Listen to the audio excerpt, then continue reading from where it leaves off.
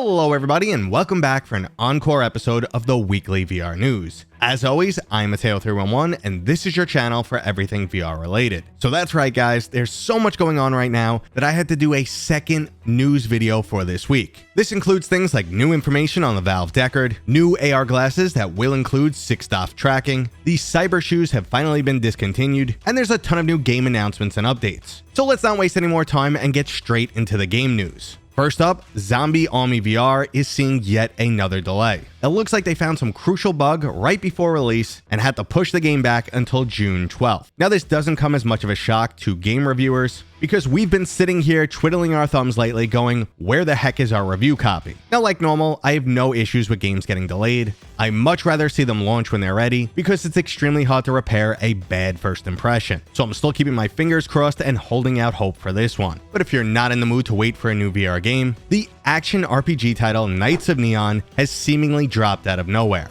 This is a highly stylized hack and slash game where you get to upgrade your skills and weapons throughout a single player campaign. There's also an endless mode for those of you who like arena fighters, and oddly enough, there's also some driving in this game, which graphically reminds me of the movie Tron. Now I'm definitely curious about this one, but I don't think I'm going to get around to playing it, unless of course you guys want me to review it, so let me know down in the comments right now. But moving on, we have a ton of new game announcements to go over, and the first one is a really wacky title. If you combined Power Washer VR with a crime scene investigation game, you would get Wiped Clean. Now I told you guys this was going to be a weird one, but you're being sent in to clean up murder scenes. In truth though, you're acting as an undercover agent, collecting vital information, as you're trying to hunt down a hitman while posing as their fixer. Now this is definitely a new take on the whole sim genre, and I'm absolutely intrigued, but I don't know how this will resonate with a broader audience. Well, I guess we'll find out in June when it gets its full release on both the Meta Store and Steam VR. But if that looks a little bit too graphic for you, why not learn to harness the elements in Adepts Arena? Now there's definitely some Last Airbender inspiration here, but instead of warring tribes, you're going to be battling against robots in this physics-based combat title coming to both Steam VR and flat screen. Now I've previously spoken about the recent rise in hybrid titles, and I'm all for it because it usually equates to higher budgets, but this will still need to stand on its own as both a flat and VR game. Now this title is currently listed as coming soon, and I'll definitely keep you guys updated on this one. But let's jump over to some 4-person co-op with Deadly Delivery. From the makers of the unique puzzle game We Are One, we're now getting something similar to Lethal Company in VR. You and up to 3 of your buddies are taking on the role of goblins who've been hired to deliver packages through dangerous caves. Now, as you can imagine, these caves are filled with unseen dangers, but while this title will lean into a bit of a horror aspect, it's meant to be a bit more comical in nature, where you and your friends are continually goofing around. Now, I absolutely love the graphical style and feel like there could be a huge audience for this type of game. But moving into co-op gameplay that's a bit more my style, we have Crossings. Now this comes from the same studio that gave us the absolutely fantastic Budget Cuts, but now they're moving into a co-op roguelite with physics-based combat. In Crossings, you'll need to traverse an ever-changing wilderness while battling an array of mythical creatures such as goblins with both melee weapons and spells at your disposal. So it looks like this is similar to Dungeons of Eternity, another title that I absolutely love. And last up in our new game announcements, we got a new trailer and release window for the mixed reality game Laser Dance. Here you get to reenact some of your favorite Hollywood spy movies as you navigate through your real life room in mixed reality, dodging an array of moving lasers. Now conceptually, this is one of those games that just makes sense, and I think everyone will want to give a try, but I'm curious just how the developers will keep this fun over an extended period of time. Regardless, I've been pumped for this one ever since I saw the reveal trailer, and I'm definitely going to dance my way through a bunch of lasers. Or maybe even better, I'll make my wife do it. Is that a dance move? What is that? And now let's get into the game updates, starting with Maestro dropping a banger. Previously, they gave us some music from Lord of the Rings, but now we're going to a galaxy far, far away with the iconic song Duel of Fates from Star Wars: The Phantom Menace. Dun dun dun dun dun dun dun dun. This is almost as good as fighting Darth Maul. Okay, apologies for making your ears bleed, but if you're a Star Wars fan, this is one of the songs that always pumps you up. Now, another awesome game that just received an update is the mech fighter Iron Rebellion. Now, this is actually just the first of many updates, and I'm personally still waiting on their full single-player campaign, but until then, we can now fully customize the appearance of our mechs. This new camo update allows you to create color schemes that'll either help you blend into the game's surroundings or stand out and let everyone know how much of a badass you are. Now there's also a new camera system for pcvr players who either want to record unique shots or enjoy streaming this game. And best of all, they've also added new official and community made maps into the game. So if you needed one more reason to try out or jump back into Iron Rebellion, here it is. Now moving into the hardware news, let's get the bad stuff out of the way. These guys right here are the Cyber Shoes. Mine that are really dusty have been discontinued. Now some people will say this is a product that was ahead of its time. It allowed you to sort of walk in VR. You sat in a stool and kicked your feet, and it was designed to add immersion and get rid of motion sickness. I didn't think it was fantastic at either. It was kind of uncomfortable, tiring, but I did love both the mat and the stool they made. And years ago, I would have told the company, just make those. That's the type of accessory people will buy. This is way too niche and way too expensive. These products that cost around the same price or even more than the headset itself just don't sell. They're really prosumer aspects. And the prosumer doesn't want to sit down. They want like full body tracking and stuff. So yeah, maybe it was ahead of its time. Maybe it was just never meant to be. I love the innovation, but sorry guys, you gotta go. But actually moving into the future, it looks like the days of high-tech AR glasses are coming rather soon. First up, the company Xreal is introducing the Xreal Eye, which is an add-on camera priced at $100 that will add 6 degrees of freedom onto certain Xreal devices. Now, if you're not familiar with Xreal, they make a pair of glasses that function like a monitor, and I still have my original pair when they were named XReal, and I still love them. You get like a nice bright OLED screen that you could take anywhere, plug it into a cell phone, and there's adapters for HDMI and everything like that. But these devices are getting more and more advanced. They're introducing new features.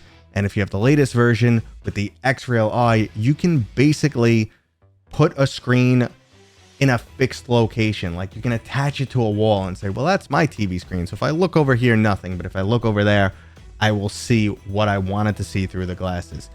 Obviously, there's more functionality. They're going to work a little bit more like Meta Ray-Bans. You could take pictures and recording.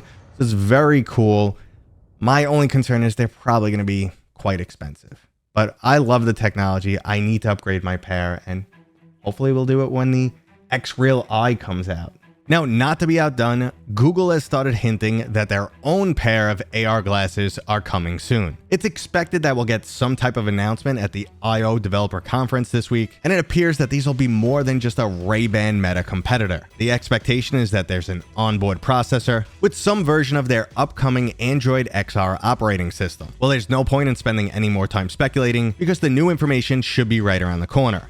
And this finally brings us to today's main topic, some more information on the Valve Deckard.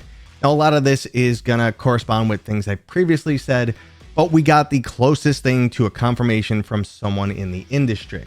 Now, I've personally stated that I know the Valve Deckard is real, I know it's out in the wild, and that's all I'm going to say. I will elaborate a little bit more, but let's just go into what we recently heard.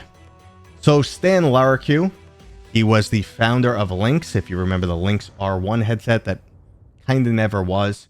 Regardless, he made a statement on Twitter saying that the design is quite amazing.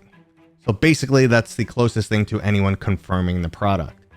Now, he also went on later to say that he's not going to reveal any specs, and I'm 100% with him on that. I've personally stated that even if I knew every single detail of the Valve Deckard, I'm not leaking anything. While consumers may eat that stuff up and it might be good for my channel, Valve is a company I absolutely respect, and I love the VR industry itself. Valve most likely has an army of people currently working on the Valve Deckard announcement, and that's going to be people they filmed and tons of awesome B-roll and working with partners with games. So why would I spoil any of that and just piss them off and piss off tons of people in the industry? I would never do that. I want them to present their product the way they want it presented. So let's not interfere there. Now, the other new information is it looks like the release of this product may have been pushed to 2026, at least according to Stan. Now, previously, I've been stating that we would get an announcement probably by like June, July, August. And then, well, maybe a little bit earlier than that, I was originally thinking, with a release date right around the holiday season. So right before the end of December. But if it's been pushed back to 2026, that's very understandable. And my expectation is because of supply chain issues. We've seen this on-off tariff nonsense going on, and everyone's doing the same thing. They're buying ahead of schedule to get ahead of the tariffs. Oh, tariffs are going into effect 30 days from now. So let's buy, but they can't buy everything. They can't prepare for, 10 months out. They buy a little bit extra, then they try and wait out the tariffs, and then they can continue to buy again if the tariffs have stopped, which is what we've seen. They're on again, off again.